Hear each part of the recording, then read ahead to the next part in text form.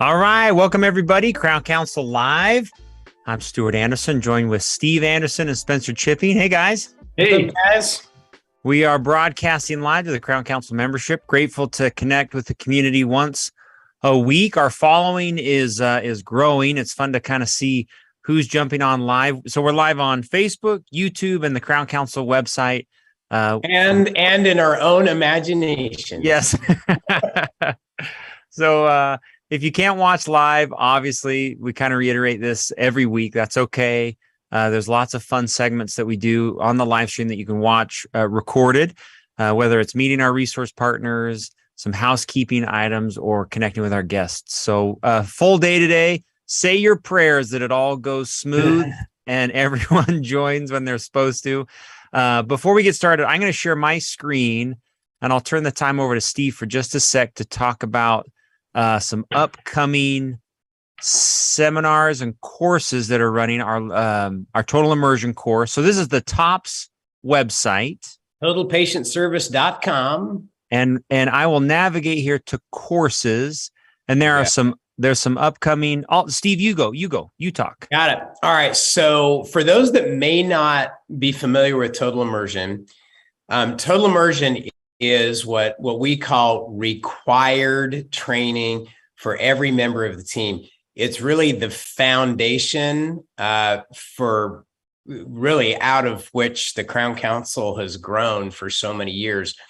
And it is a 2-day immersive program on case acceptance. So it's the entire total patient service case acceptance system, all the verbal skills, all the systems that go into creating a great patient experience that results in a yes from your patients.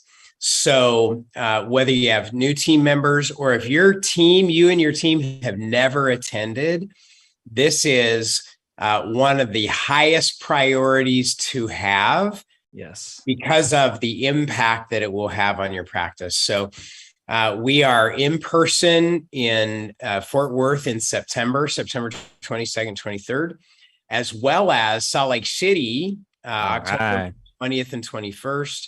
And then next spring, again, and we have a spring course planned in Fort Worth. So I highly recommend that you get this one on your radar.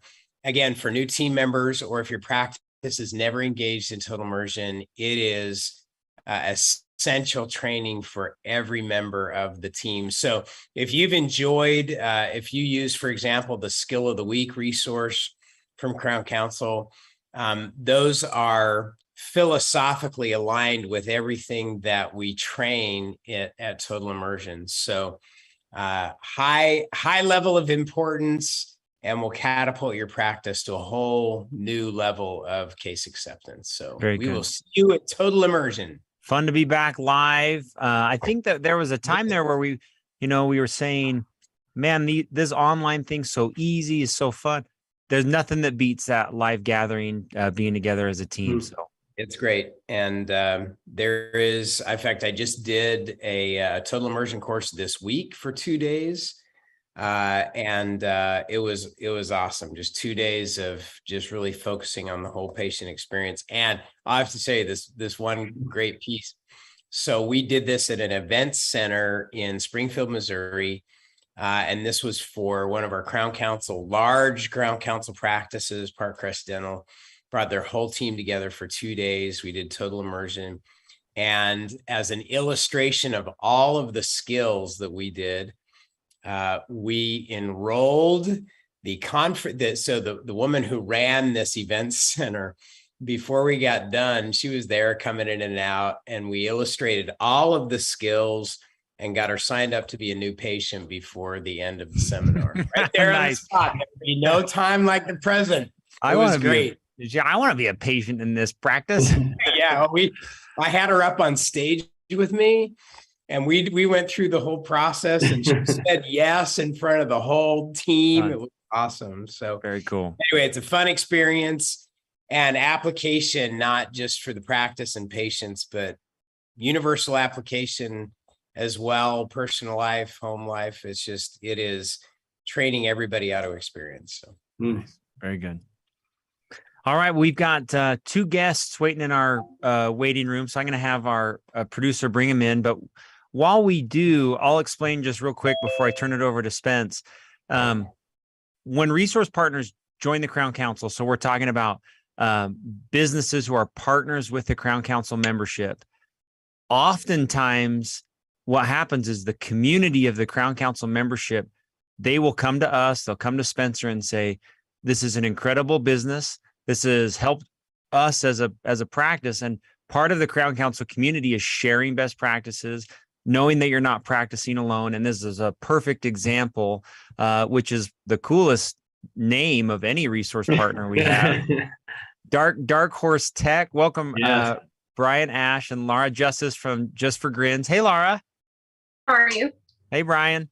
How y'all doing? It's great to see you. Spence, do you want to introduce them real quick? Absolutely. Yeah. So first, thanks for being here. Brian Ash and Dark Horse Tech is one of our newer resource partners of the Crown Council, just a group that we have really been interested in onboarding. They handle all of your dental IT solutions. And what is nice to have here today, like Stu said, Laura is going to kind of talk about how that has been so helpful in their practice as one of our Crown Council members. So we also want to mention to all Crown Council members that we'll show and tell how you can reach out to Dark Horse Tech and talk to Brian and understand how they can help with IT solutions inside your office, simplify things, those that are getting things going or have multiple practices that it gets complicated to manage IT, allow Brian and team to do that. And Laura is going to kind of put the stamp of approval on there, or at least share how it has helped their business. So I'd love to share my experience with Dark Horse Tech with everyone. First of all, like you said, they're extremely knowledgeable with all things IT, and particularly with the dental world. And that's unique because not all IT companies understand dental.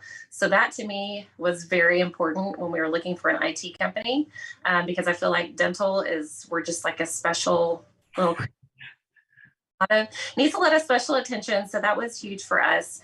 The way that Dark Horse Tech has it set up with their like communication system, they have made the most simple way for anyone in our office who is having any trouble with anything that has to do with IT to put in a request. So it's not just one person calling the IT company and like everybody's going to that one person saying, hey, this is going wrong. This is going wrong. It's actually like at each person's computer, they can put in those requests. They can explain in detail what's going on, which is fantastic. I've never seen anything set up quite like that before. That's a huge bonus. They are so good about following up too. That's another big thing for me is the follow through. So when you put in a request, they will reach out to you. If they have any questions, they'll say, hey, I'm going to get to work on this. And then afterwards, they're always going to follow up with you to make sure that whatever your concern was has been taken care of and that you're happy. And then they ask for feedback at the end of, that request, which is great. They want the feedback. They want to learn. They want to grow. And I can really appreciate that. But one of the biggest things that Dark Horse did for our office, and they had a huge impact just on me in a very, just like a very impressionable, I guess, experience was when we moved into our new office. We've been here almost 6 months, and they were an integral part of going in a timely manner and a huge project. This is not like a little bitty it was a huge project. That thing is like a monument to dentistry. I love Just for Grins. And that was no small effort to pull all the pieces together.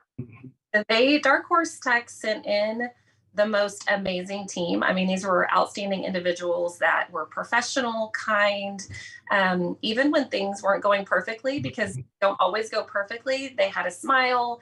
They were still joking around. I love that. I love to joke around. Sometimes that's just kind of just like, you know what, things aren't going great, but we're smile and laugh about it.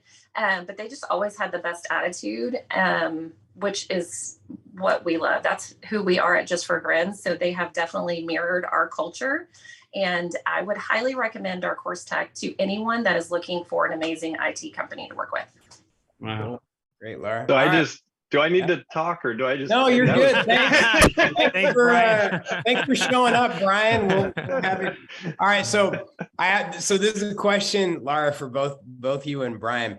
So Yes. Brian, did you get an opportunity to write on the walls before they did all the final everything on the painted and everything? I got some choice things on the walls and on the floor. So this is a little bit of a sidetrack, but Just for Grins, when they built their practice, they did a really cool mid-construction event where everybody got to go in and write quotes on the walls and the floor and the whole deal. It was so fun. Cool. I just wanted to see if you're embedded in the practice, Brian. I'll have to check in with our team member down there. I'm actually in upstate New York, so I wasn't able to be there for it. But yeah, maybe we were there before I realized it as well. That's awesome. Great, Laura. Thank you for that. That was great. And I love what you guys have done and continue to do. And thank you for the recommendation. Absolutely. Thank you. Yeah, thank you, Laura. That was amazing. Brian, when we bring resource partners on, it's tough. I don't want to say it's tough. It's tough, but to not make it like an advertisement for you is kind of our goal. We want you to teach the Crown Council community something that you've learned, things that you are seeing in practices that are making them successful at this, whether it's in IT or just other everyday activities. And I know I kind of prompted you with that, but is there any you got a top 5 list of everything that needs to be happening in a dental practice these days when it comes to IT? Yeah, I mean, what I would quickly say, just to touch on that a bit, is that's kind of our goal too. I mean, obviously, we sustain ourselves as a business with clients, but we were really attracted to Crown Council after speaking to Laura and Spencer, because it seems like an amazing community where this information is being shared. And that's a main goal of what we do. We've kind of spent the last almost year really starting to add to the blog portion of our site, and the goal there is to create a repository for dental IT information, which it's not that easy to come by. It's a real niche, and the goal there is any questions we get, can this be a blog post, or any experience we have during the week, can this be a blog post? So I would just certainly point people in that direction.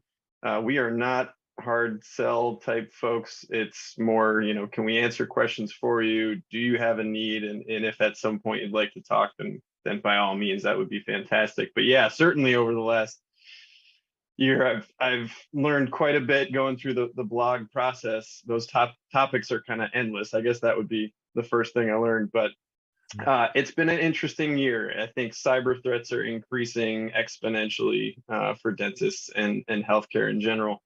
And we're seeing it more and more. There's a lot more resources out there, and some of those topics are up on that. So I'd point people in that direction again as well. But taking that seriously, it's not just kind of HIPAA compliance. It can mean kind of security of your data and what you might need to do to get it back if you don't take those steps to begin with. So I would certainly start there.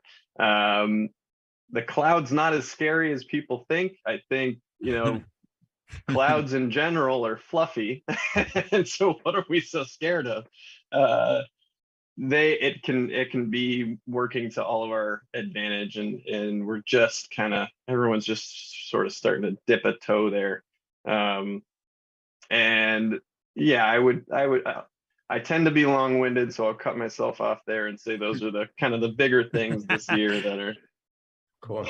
Brian, quick question. If you were going to give a dentist just a quick checklist of what they should reasonably expect from an IT support company today, in today's environment, there's plenty of dental specific IT companies out there, but what should they reasonably expect in terms of service, turnaround time? Just kind of give us what would if I'm going to have a report card here, a checklist of what I ought to be able to expect from somebody who's going to support my IT in my office, give us the list. Yeah, for sure. I would start with transparency. I mean, I think most of what a dental IT company does is dealing with your data, your information. If they're not prepared to provide you with all the reporting that you would want and expect, that's your information. So, I would say to anyone on Crown Counsel, you can reach out to Laura, and she could vouch, I suppose. And you don't get that opportunity with every company, but you really want to make sure there's transparency and trust, and you feel like you're getting a really clear answer. I would start there. In terms of turnaround time on tickets, I would say most dental specific companies are going to be working on a ticketing system. If you have an emergency, it's costing you money immediately. Like if you can't access your server, if you're server based, if you can't get into your practice management software, if you can't take an image, that's lost revenue. And so, can they provide you with reporting on that turnaround time? And specifically, that's our goal, is to say you shouldn't have downtime. Even if something catastrophic happens, there's got to be a backup plan so you can at least get through your day. Even if not in the most ideal scenario, you're still operating well. And then making sure one of the main goals of a dental IT company, it's not the most exciting thing in the world, but a lot is encompassed within HIPAA compliance. So you can look at HIPAA compliance and say, yeah, well, I got my checklist, I'll get through it. But it actually helps guide you through, everything you need to be doing, from data security to really patient interaction is a good part of it too. But I could go on forever, but I do actually, again, I might just point people in the direction of the blog. I think we actually have like a top 5 hit list of things you should look out for when selecting your partner in IT. Got it. Perfect. Thank you. Cool. Hey, Brian, I'm going to show everybody. Hey, welcome back, Spence. We lost you there for a sec. I'm going to share my screen. It's a very easy process to find any resource partner. Am I showing the right screen? Sometimes yep, thumbs up. Okay, so you'll go to crowncounsel.com under My Directory. And under My Directory, you'll go to Resource Partners. And under Resource Partners, you'll see all these different categories. And in data technology, we'll see Dark Horse Tech here. And let's just make sure we've got all the right information. There's Brian, phone number, website, to connect with Dark Horse and to connect with Brian. So any additional information there, Brian, that we're missing? No, I think that's great. I would just say I'm really excited to be a resource for the community. Looking forward to meeting everyone, hopefully in person next year. And certainly if anyone has questions, we really do want to be a resource. You're not going to get a hard push from us. We're happy just to lend our whatever expertise we have to anyone who has a question. Very cool. Yeah.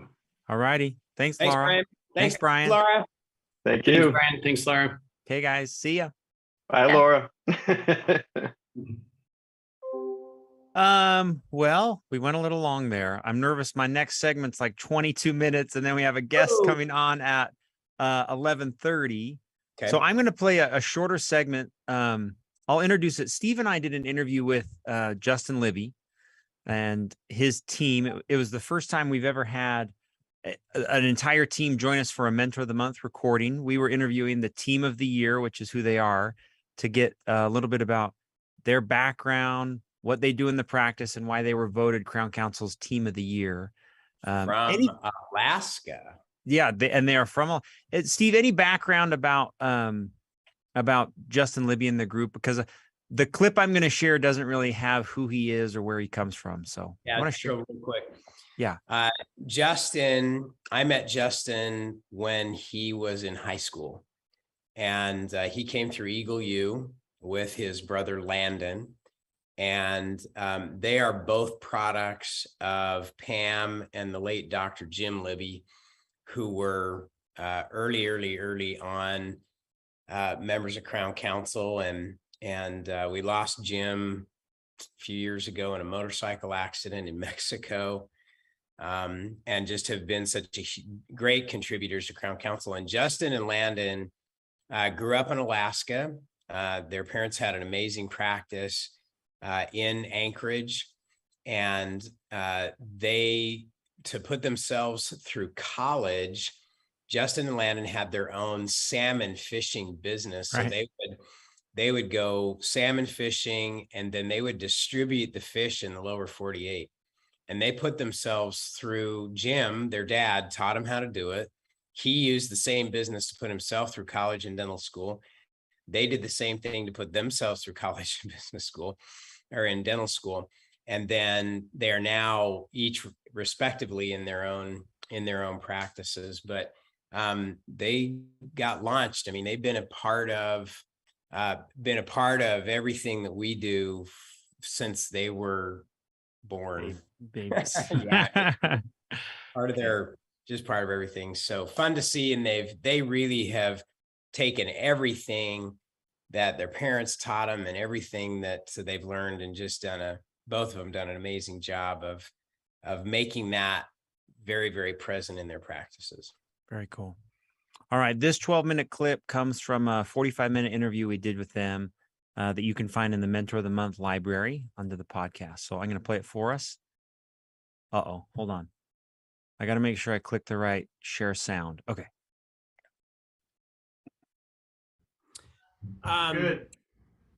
Good. Part of what became the team of the year was born out of adversity. And Justin, this has been brought up a couple of times. You lost your dad 3 years ago, and I know how close you guys were. I feel like I've been a part of your family since I met you. I think in high school was when we first met. And one of the things that you mentioned in your nominating your team was just how much they rallied around you, and I think you implied that they carried you through part of that time, because I know how rough it was. Maybe you could all just characterize for us the kind of that time period. I know it was not easy, but what happened was the result of all of the work that you've done together as a team in building a great team together. So Justin, maybe if you're welcome to talk about that, or if you want some of your team to talk about that, but what happened there, and what made that adversity something now that you look back on as a real high point for your team and your teamwork? This was the question that I was probably most resistant of. I think it's important to establish a scorecard of success. If I were to say what is success, I was talking to my wife last night, and like Kyle said, it's not necessarily what we say, it's what we do. And in the time of adversity, this team did and continues to always lift me up. And that to me is more powerful than any words. To me, that's, like I told my wife, that's success, right? That's success. So I'm awards and accolades are always been an interesting dynamic for me. And so when we apply for an award, I always get it. And so that's why you guys got, I think, 25 nominations, because I said we're going to Crown Council and we're getting this award.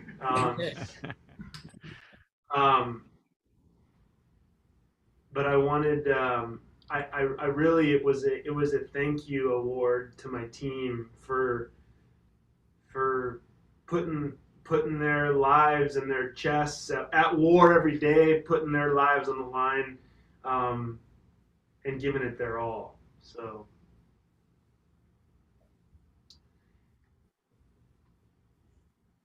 how do you create that? How do I create that? And I think it's the same. It's the stuff that I'm teaching my 2 and my 4-year-old. Not necessarily what I say, but how I am. My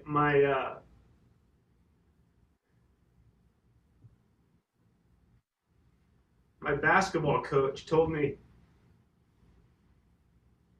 boys, because we're boys, your reputation is what other people see. Your character is what God sees when nobody else is looking. And I've always remembered that, because it's when no one else is looking. How are you treating your wife? How are you treating those around you? How are you treating yourself? You know, that allows again, it allows you to attract a team of individuals that has a character so strong that it's tangible. And as we're always taught, people are buying the intangibles. They're not buying what you're selling them. They're buying what they experience.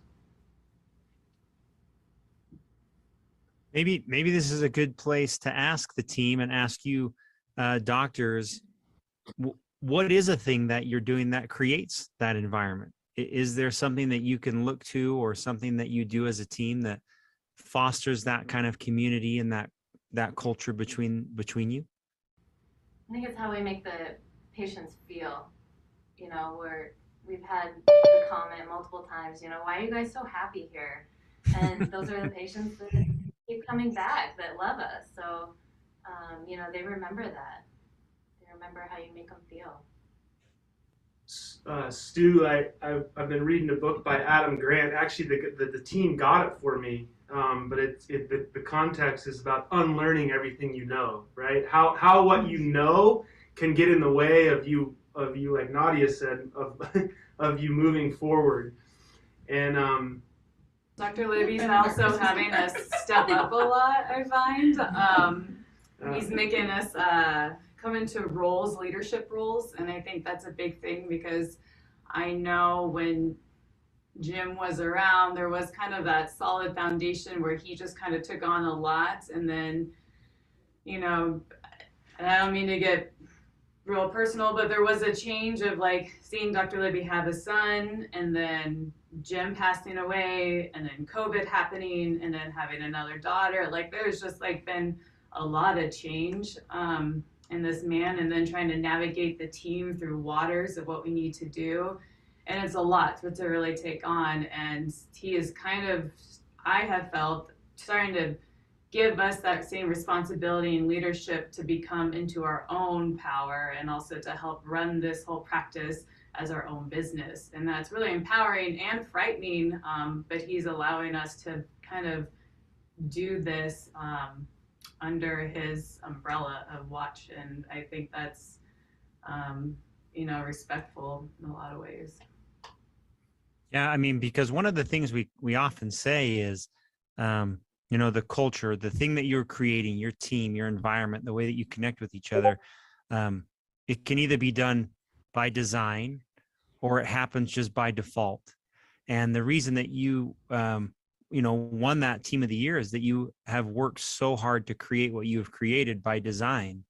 And I guess what Steve and I would love to share with the rest of the Crown Council is what kind of things are you doing that is designed that make your team worth copying, that make what you're doing, you know, the rest of the Crown Council membership can look to and say, this Libby group is doing this, and we'd love to do the same, or we could implement something like that.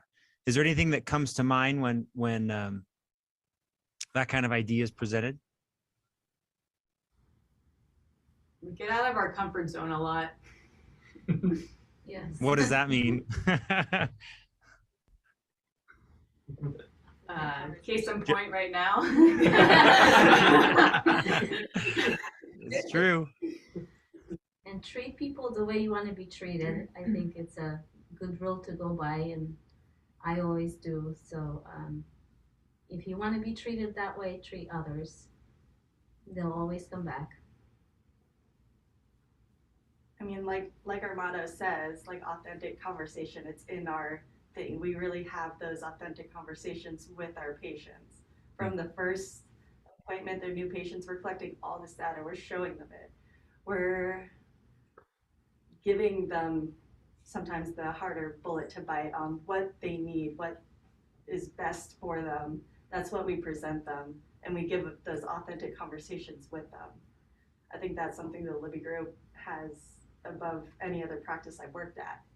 You know, a lot of dentists that I know in the past I've worked with, they just wait for the patient to tell them what they want. What the patient tells them, you know, tooth hurts, and then we're like, okay, you just need a crown. It's like the Libby Group, they have the conversation before that even presents itself. They, you know, they just give them the authentic conversation with the patient. And I think that's something they have a hand above everything, any other dental office I've worked at. You initiate it, you don't wait for it to happen. Definitely. I have one thing I'm really proud of that we're doing. The team is going to kind of roll their eyes, but standard operating procedures. I mean, if you're looking for, you know, case in point, I think first off, and Andrea, you could touch on this, is we hire very selectively. You know, I can touch more on that. But that is foundational. If you want to build a team that trusts each other, the team is instrumental in hiring. And you know, we have amazing talent that comes into our doors that we choose not to step into a working relationship with. And we have a board of directors. That's a board of directors. It's a leadership conversation. So, but an important thing that is developing a standard operating procedure is updating that or revising that. What is your standard? So that the team has a level of expectation. Like if I'm just always getting mad at somebody because they're not doing something, I get to look at myself and go, what information did I not provide that person that they're not well equipped with as far as succeeding? So we're spending the next year, write that one down, creating a itemized, detail by detail, organized digital form, and then training to that as to what sets us apart, what makes us. You know, if we don't use that material, then what do we use? And in that the development of that, it's been my experience that people can relax into knowing their role and what's expected of them, and you know, and at that point, to me, I say that's when magic begins to happen. That's the, you know, in the fishing business. If you want to talk dollars and cents, you're the first half of your season, you're just trying to break even, and it's all those little extra fish that you catch at the end of the fishing opener that add up over time, and it's all those little intricate things that are organized and well executed that add up, to me, you know, to make you a very substantial and profitable organization and company.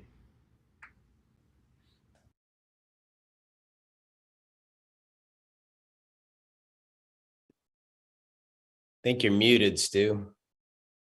Thank you. Sorry. If you want to watch the rest of that, Mentor of the Month is very good. Steve, any takeaways from Dr. Libby? You know, I just built just such a great team.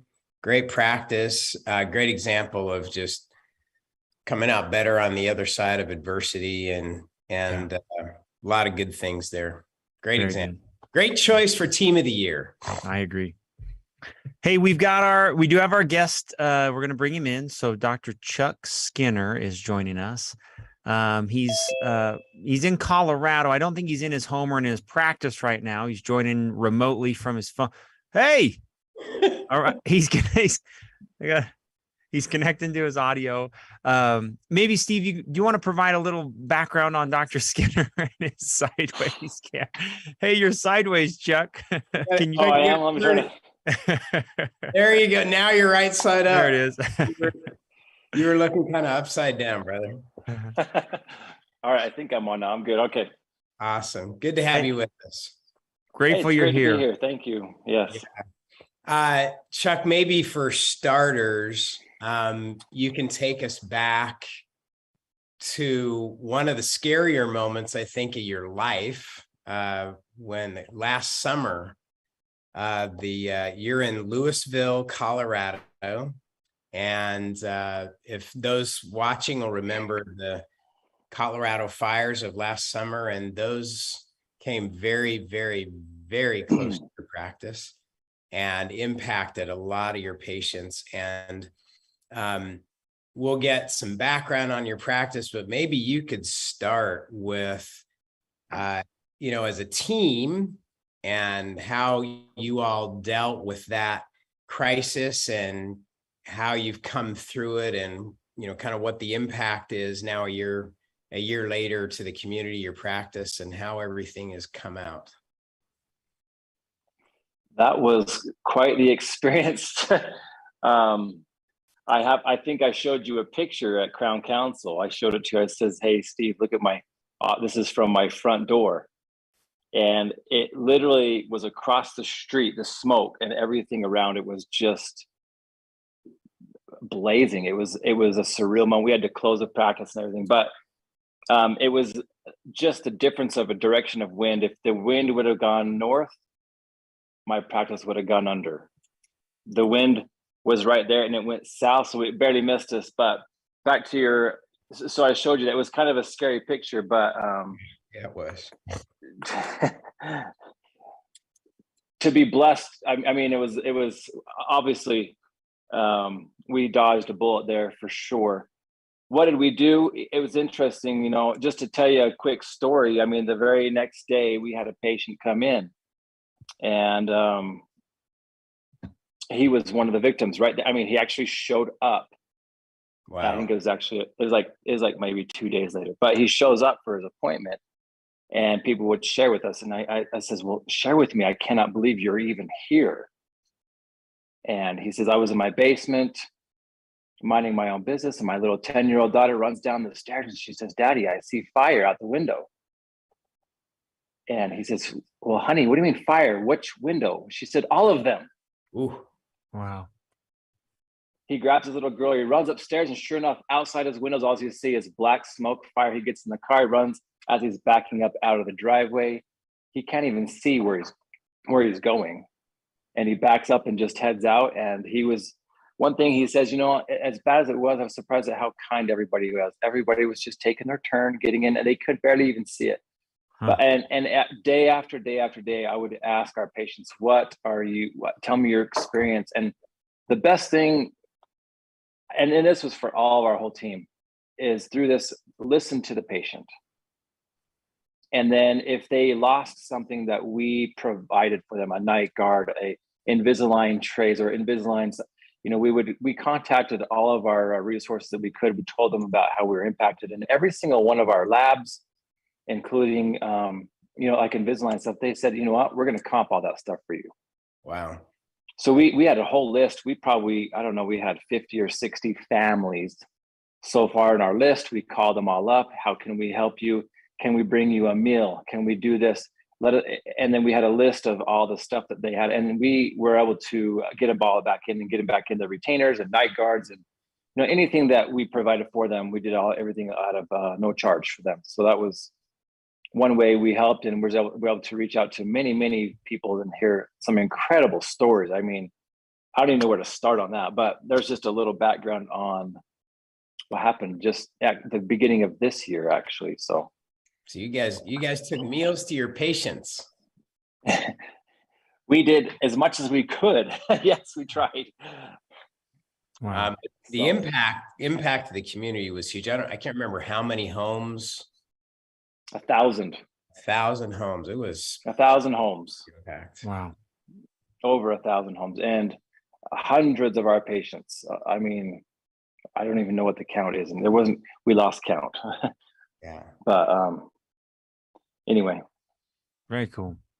Those are always sobering experiences, and what was remarkable to me, just in hearing that whole story, is the lengths that you all went to respond and make a difference in the lives of your patients and in your community. So hats off to you and your whole team for stepping up and making some great things happen in the face of a pretty crazy tragedy. So yeah, I assume those 1,000 homes are in various stages of rebuild. I'm sure you got some that are done and some that are in process and some that haven't even started yet. You drive through some of the communities even to this day, and you still get a tear in your eye today. Yeah. Because it's not just, you'd go through an entire community and it's home after home after home. There was 100-mile-an-hour winds that, I mean, it skipped over the highway, like one of the major freeways. When you look at both sides of the freeways, you can see one of the targets there got slightly burned. There was a movie theater and then the other side of the highway, it literally jumped it. That's how, I mean, it was like a perfect storm of disaster. Wow. So you have to see it to even believe it. It was crazy. Well, glad you're on the other side of it, and you Yes. all were very fortunate to have been in the right direction where the wind was not blowing, and it was scary. Yes. very scary deal. Well, on to other topics.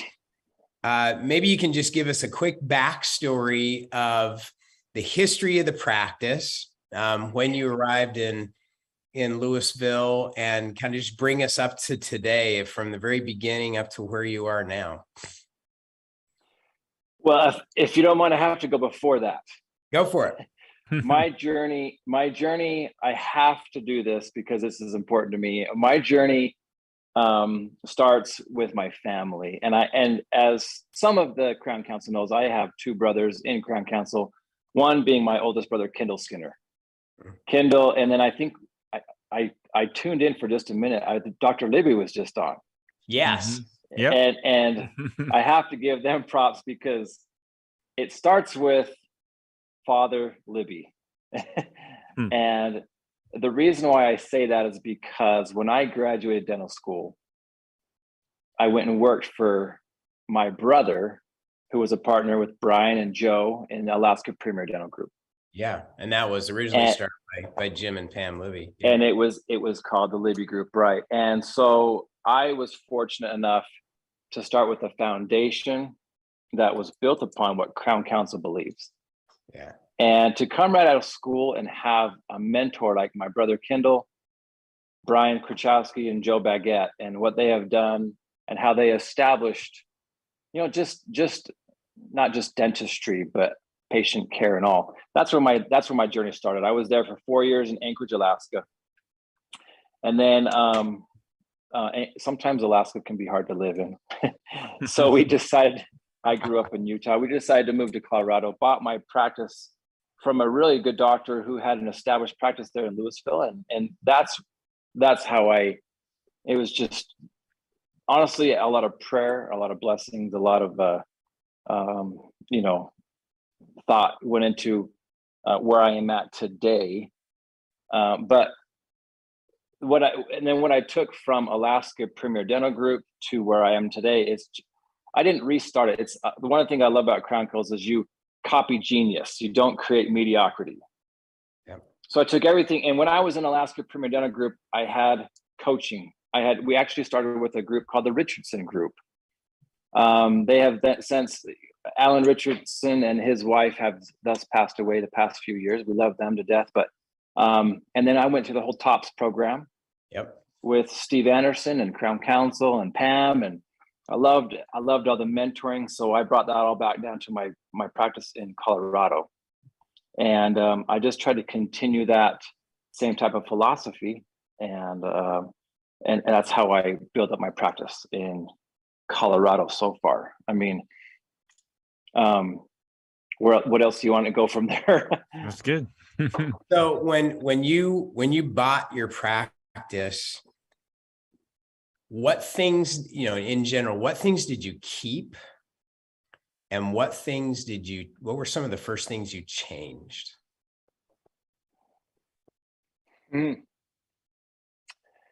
All right.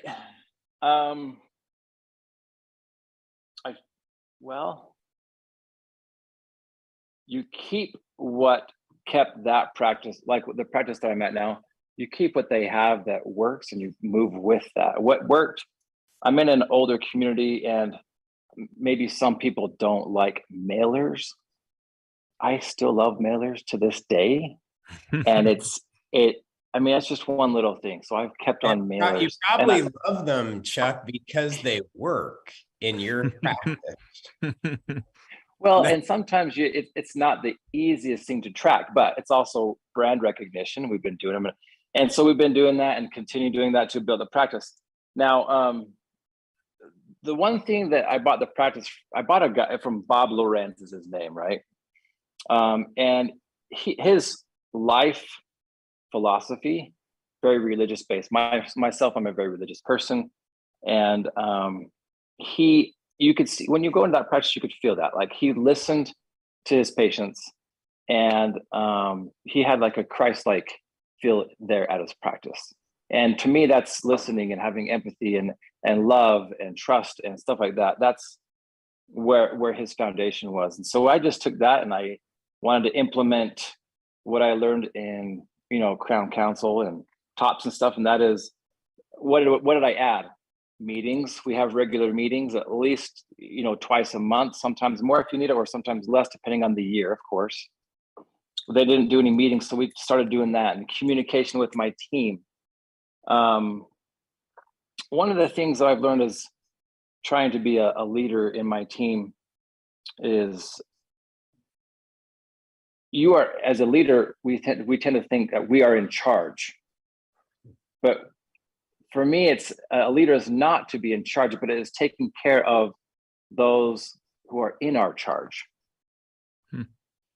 And to me, that means surrounding yourself with people that are smarter than you, better than you, that you could never be the smartest person in the room, right? And so I feel like I have surrounded myself with, an amazing manager she's not just a manager, she's like the leader. And I want to take care of her and some of the other people that help move the practice along. Because it's not us who's doing everything, it's them. And part of being a leader, it's if things go right, you have to give away all the credit. And if things go wrong, you have to take it. That sucks. You got to take the credit for everything that went south. You do. Yeah. Give away the good, take the bad, and then roll with it. Yeah. And I feel like I've surrounded him. And then I have to give out one more shout out to my partner. His name is Brian Chudley, who I have brought him into Crown Council since joining he's now a full partner with me. He's been working with me for about 9 years, and he started out as an associate. He has a whole story that, he brings in his parts that helped me to be where I'm at. But now we're full partners and we love coming to Crown Council together now. It's awesome. And so surrounding myself with people like that is the most important thing. And it's huge. You got to love your people. I can't emphasize that enough. You got to love the people you work with. Love it. Great advice. Chuck, when we talked yesterday, I gave you some big kudos. So the practice has now reached the 100,000. It's actually $101,902 total giving to Smiles for Life. So you're in the Smiles for Life Hall of Fame this year, which will recognize you at the annual event. Congratulations. Very fun. I thumbs up. I know that was a goal of yours. Maybe talk about that doing good strategy you have in your practice, how it affects you and your community. It's so fun when we do it. When we come home from Crown Council and we say, okay, it's time for our Smiles for Life. Like, I have 6 hygienists now, and they all gather around with me, with my partner, and we say, let's do this. And just in our one little practice, every single year we've passed the $10,000 mark. That's our minimum goal. And then last year we did even more than that, and every year, up and down. But one of the great things that we actually contribute to, I have to say, is CASA, C-A-S-A. It stands for Court Appointed Special Advocates. And when you get a something like this type of a foundation to give to, and you understand what it is, it really gathers your team on the same page. So what it is a lot of kids out there, they lose their parents for, it can be drugs or abuse or whatever. And so they get caught in the system. And when they're in the system, they don't have a friend, they don't have an advocate to actually listen to. So with CASA, it is, it's appointed people that are appointed by the judiciary in that area, where this person is set with this child for one-on-one. It can be a friend, it can be helping them with their homework, and it can be any type of to let that child know that even if you don't have your parents right now, you have somebody to go to.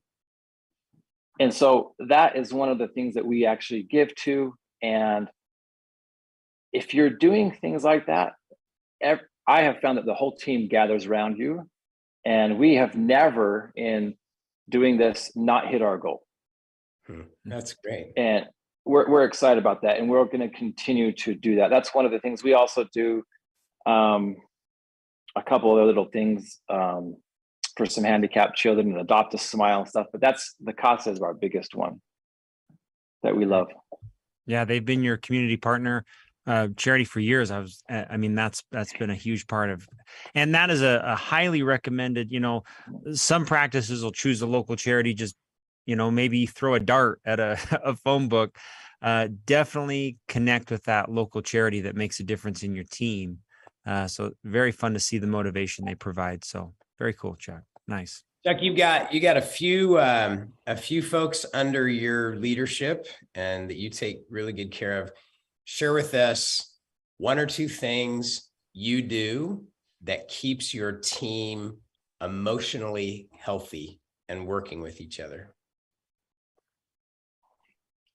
We just did something really fun last week, actually.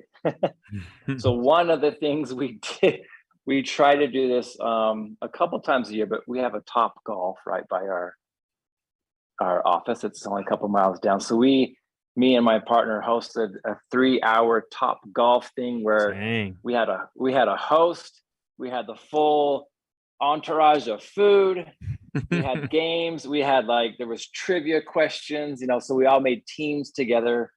And then when you answer the questions, you come together as a team and you get so many shots to get points. And so we had 3 teams. I have 16 employees. And so we had everybody show up, and we had 3 teams where we just would play these games together and have food and stuff. So it was a culture builder for our team.